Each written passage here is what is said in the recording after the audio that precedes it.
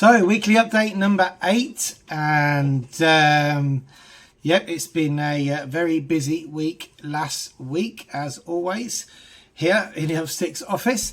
And yeah, we're going to start off with our structure, as we always do, and give you some interesting information. And hopefully you get some tips from my little emails that as we're working during the week, as always, as I say with these weekly updates, I always tag a few of my emails and see how we go from there. And I'm going to move you around a little bit. Hang on a minute. Here we go. There we go. So, because I've got my screen behind me here, and but yeah. So our weekly updates. Where are we? First of all, let's thank Sean from Expat Matharon and Yogi, who came to visit me here. And we have a very, very special offer today because Sean has given me one of his exclusive free sticker Sundays. Is it free sticker Sunday he does? Yeah. So free sticker Sunday extra bonus sticker. So for those of you who watch Sean's channel along with ours, if you we would like all of Sean's members now, congratulations to him for getting 15,000 subscribers, and we haven't even got 3 yet. So really we would like some of his subscribers on this channel. So let's promote Sean. Hopefully then his subscribers will see the hashtag to Sean and come and subscribe to us. But we have got the free sticker Sunday extra bonus sticker. All right, so and I'm going to say it's right at the beginning of the video. The first person to write, what's going to be the email address for this then? Oh no, it'll be the first person to comment on this video tomorrow. I will send you an email address, and you have to email your address to that email address and we'll post it out to you. So the very first comment on this video, right, so you're all scrambling now to get the comments on, all right, we'll get this sticker, and these are exclusive. Only one of these are given out a week, only 52 a year, and this is number 53. So there we go. I've also got one for me. So I've got given 2, one to give away and one for me. So that is our exclusive offer. Thank you, Sean, for coming and visiting us with Yogi. It was really nice this week. So what have we got in our emails today then? So let's have a look. We have got, first of all, we want to congratulate our client. One second there. Let's open that. So, you'd think I'd have this organised, wouldn't you? Visas which are in. Yeah, so Andrew and Kerry, by the way, congratulations to them. They've got their visas, so that's absolutely awesome. Out of Manchester, about 10 weeks, I think that was. Now, Andy, I know you watched the channel, so let us know exactly how much that was, how long that took you. But I know that did take a while to come through. Interesting point was he contacted the consulate, the BLS office, to say, "Oi, what's happening?" They went, "Oh no, it's okay, everything's fine, it's still being processed." And then the very next day or two afterwards it came. So did that contact give him a push? Did that give him a nudge? Maybe it did. What else have we got here?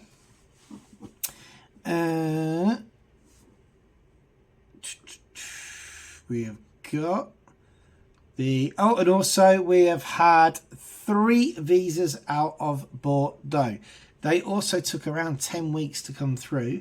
Remember that Bordeaux, there's a lot of Brits living in Bordeaux in temporary residency conditions, which means they can't, they don't have the larga duración EU, which we've never actually done an exchange from a larga duración EU to a Spanish one. Most people have to come in on non-lucrative visa if they qualify, and we've done quite a few through Bordeaux, and they've got a colleague there called Victor, who is our sort of contact there, and he's one of these. If you grab him on the email, you just got to get it all through to him, because then he just disappears for a week. But once you've got him, you get your responses. It's like he sits on the computer just once a week. But that was great. Remember, there in Bordeaux, you have to first of all present all your documents via email in a PDF which is less than 2 megabytes. Okay, we've managed to do it by super compressing and stuff, but that's what they want. Then they check it, they come back to you with an appointment. They do let you keep your passport at Bordeaux. So if you go to Bordeaux and you want to keep your passport, that's great, or you can leave it with them. But you have to go back, evidently, to pick up your visa. So that's that. Also, just a couple of photos here. One photo here from our client Robert. He's over the moon, living there in Murcia, and look at this. I don't know if that's Matheron. Robert, let me know when you see this photo where you took that. Does he say? No, he doesn't. But yeah, that is absolutely gorgeous photo there of the Murcia region. Keep the photos coming, please. Keep them coming. And we've got here, I'm going to stick these links below. So this came from Jane, who has sent me a few links regarding the EES scheduled to be implemented in August 2024 and ETIAS in spring 2025. So have a quick read of this, show me. So I think Jane reads a lot more of the news than I do. I should read a lot more news, but by the time you finish work, you can never be bothered. And it'd be handy if this actually opened up, wouldn't it, the link? There we go. So the European Council has announced a new timetable for the implementation of the entry-exit system known as EES and the European Travel Information Authorization System, ETIAS. How is this going to work for the visas? Oh, we don't know. Both IT systems are designed to increase security and protect the EU borders, reduce illegal immigration and improve the systematic identification of overstayers. The implementation process for the EES and ETIAS has been subject to delay with launch dates of both systems being continuously postponed. But they reckon that it's now going to be EES autumn 2024 and ETIAS spring 25. Okay, so that's really good news. Or is it? If you're an overstayer, it's not good news, is it? You'll have to excuse me, this cough just will not go away. We've got some feedback from our clients going to London. Basically, very, very busy as always. They were told 15 to 20 days for the visas to come through. This is BLS London. It seems to be very hectic there. I think I said that in my last video. They didn't ask for a spare photo. We tell our clients to take a spare photo with them just in case they lose one or one gets scratched, but they never want to see a spare one. They want to see the one that's attached to the application form, unless they take the digital photo. They had a spat of taking digital photos, and now they just seem to be taking the passport photos again. So just always take your passport photo with you. That's the best way to move forward. And then we've got, what else have we got here in our weekly update? Check out this article here. We've got a new article there on our website. You can see it. Obviously got Easter coming up soon as well, haven't we? So here we go. Let's bring this article up for you. And 223 articles now on our website. But we've got an article about road numbers and all you need to know. Quite interesting if you want to drive around Spain. And this article written by Jane again. Thought that was quite of interest, so you're not completely lost when you know what you're doing. Link is, when you're driving around Spain, link is below. What else do we have for our emails? Oh yes, we have. Check this out. So we did a poll last week, and the poll was, what's your favourite season in Spain? That was something that just popped into my head. I thought, well, that's a good question to ask. Well, it turns out that everybody likes spring, not summer. Out of 53 votes, it was 15% for autumn, 36% for summer, 4% for winter, poor old winter, and 45% for spring. So everybody loves spring, and spring is very, very close. Everybody loves this time of year.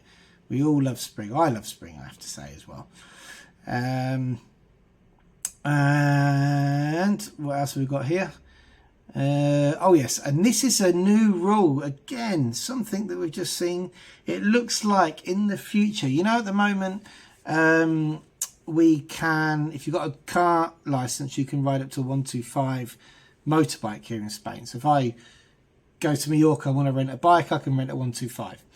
with a car license. It's not a problem, but it looks like they are going to be restricting that. It's not been implemented yet, but speaking in Santander, Tuesday 12th, Navarro, who is the head of the DGT, said that work is underway to introduce a new course to stop people just being able to jump on a 125 bike. So that'd be interesting to see how that plays out, and that's also going to be really interesting for the people who actually rent them out in tourist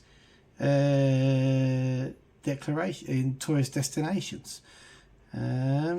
So there we go. And what else have we got here? We have got our what have we been eating? Right. Well, what have we been eating? What I wanted to share with you was this lovely photo of sopa de ajo. So sopa de ajo is garlic soup. It's something that we just do not see. When I first moved to Andalusia, it will be everywhere on every menu. And it is just basically a soup made out of garlic. Very, very basic. You often find they have onions in it and no greenery at all. There's nothing green in it. It just has a basic stock base. And sometimes they thicken it up with a little bit of flour, but not too much. And they plonk a poached egg right in the middle of the soup. And it is the most gorgeous soup, especially on a winter's day. And you just don't see it anymore. In Granada, it used to be on every single menu. You'd at least have that as a choice. And now you don't see it. So I found some the other day in a menu. And I was, so I gotta take a photo of this. So it was gorgeous. I'm going to put also a link below to a YouTube video, somebody how to make it in Spanish. But yeah, sopa de ajo, garlic soup. If you see that on a menu, definitely recommend that you try it. It's not very flamboyant, but it's something that's very typical here in this area in Spain. It really is. Okay then, so let's move on to the YouTube can't speak today, it's called the YouTube comments. So now YouTube comments section, what have we got going on here then? Published, held for review, mentions. Oh, we've got mentions. So comments from 5 days ago. Chris, have you heard of the certificate concordance? My husband has been told he needs one from either British or Irish authorities as he's changing to an EU member with a new Irish passport, and his original NRV was on a British passport. This will only be the beginning of the second year in Tenerife. I have heard of this certificate. Now, they call it in Spanish Certificado de Concordancia. We've never had to get one here in Malaga. Unfortunately, I couldn't tell you how to get one from Ireland or the UK because we've never had to. We had one incident for an EU family members, I think, where we got around it with another way, can't remember. But yes, this is basically a certificate that in Spain they would use it when you change your name or you change your nationality, because it shows you where you have changed and what point you're in that. So it's a concordance of your previous names and passports. But yeah, and it's strange that they're asking for that in Tenerife because we haven't had that yet here. Everybody here who has gone from an NLV to EU, we've basically taken them here in Andalusia and in Alicante to their EU appointment. They've handed over their old card, showed them their old passport, showed them the new one, been given an EU card. So yeah, I'm sorry about that, Susan McGee 4653, but I couldn't tell you how to get one because we've never had a need to. Here from Tom 5228, inheritance tax, has it changed in Spain and Andalusia? Don't think so. I think it's now its normal level. We will check that and get back to you. We'll check that with our lawyers. So what else have we got here? And this was our, what else have we got here for the comments? Oh, these are the ones I haven't responded. So these are the ones here. So as you've seen, we had a podcast. We've got a podcast coming up from Lanzarote that I did last month with Jessica, who does our appointments there. She's also a family member of mine, and she's a bit of a local celeb over there. Jessica, if you go to Lanzarote, check out her radio show. Go see her in karaoke. She's loads of fun over there, and she also helps our clients with getting their non-lucrative visa stage 2. So she goes to the police with everybody. It's not her main job. She does it as and when, because we don't have many clients going to Lanzarote. But they really seem, it's great because they'll go to the appointment and then might see her on karaoke here on the radio afterwards. I love that. So we've got lots of positivity on that video from thanks. Oh, that's from Alan. Alan, that's my father-in-law. He's given us a nice comment. Sean from Expat Matharon. Kev the Argonaut, he made a question. He made a comment here. Good morning, everyone. Welcome to Smash FM Malaga with Chris and Scats. That'd be a good show, wouldn't it? If me and Scats did a radio show. That was really nice. Now we've got again Expat Matharon. He has said, I have got to get my own stickers made. Remember, the first comment on this video gets this sticker posted out. Remember that. This sticker's on its way to you. Okay, so that was great. Now, we had a question here from Jerry. Jerry, I know you watch your channel now, so I wanted to answer this on here. We can't always go into detail on the YouTube comments, but Jerry said, what is the FFMT and what's that? Do you need to be a resident to get a digital certificate, or can you get one if you own a property but it's not a resident? Yes, you can. You can get a digital certificate if you own a property and you have a NIE number. You don't have to be a resident, but when you go to see your verification, you do have to have proof of your NIE number in the form of the certificate. What you can also do is there is a way called Cama Firma. Okay, we've been doing this with our clients, trying to get appointments in Almeria, where you can get a digital certificate and hold it as a representative. So Antonio Lizano, our gestor, you know, seen him on the podcast. He holds the digital certificates for our clients, and then using that system, we can try and get appointments in conjunction with his office for the Almeria guys. But it also means that if he's doing tax returns and stuff for people, that he already has their digital certificates. But yes, you can.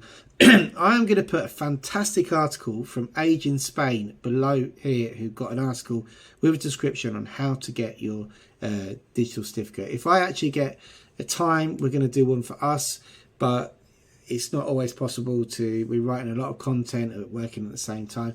So yeah, but check out excuse me, check out the article below, Age in Spain. That is fantastic. Also had a question here from Robbo.